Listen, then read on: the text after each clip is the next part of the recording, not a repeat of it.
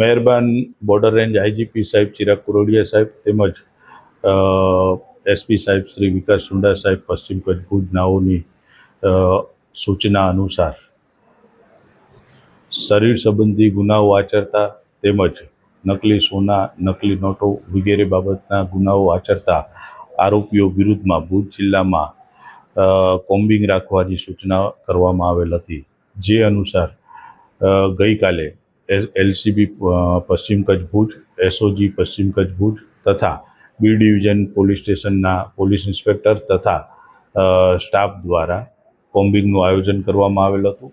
જે કોમ્બિંગ દરમિયાન અલગ અલગ ગુનાના કુલે 7 આરોપીઓના ઘરે કોમ્બિંગ લોકલ પોલીસ દ્વારા કરવામાં આવેલી હતી, જેમાં અલગ અલગ ટીમો બનાવીને કોમ્બિંગ કરવામાં આવેલી હતી. જેમાં અલીશા શેખ, જે શેખ ફળિયામાં રહે છે, તેના વિરુદ્ધમાં અલગ અલગ ચીટિંગના તેમજ શરીર સંબંધીના ગુના દાખલ થયેલા છે. તેના ઘરની કોમ્બિંગ દરમિયાન ઝડપી તપાસ કરતા કુલ 31 જેવા હથિયારો, જેમાં ધારિયા, તલવાર, છરી, લાકડાના ધોકા વગેરે મળી આવેલા હતા. જેની સાથે સાથે રમજાન શાહ શેખ, જે પણ શેખ ફળિયામાં રહે છે, તેના વિરુદ્ધમાં પણ સોના ચાંદીના ચીટિંગના બાબતના ગુના છે, શરીર સંબંધના ગુના છે.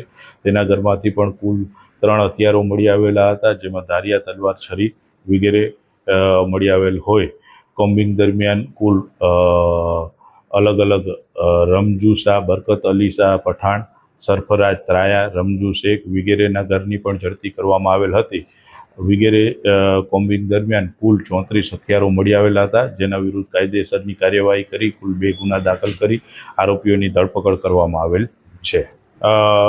તેની પૂછપરછ હાલમાં ચાલુમાં છે. વિશેષ જે પણ માહિતી મળશે એ ભવિષ્યમાં જણાવવામાં આવશે આ બાબતે.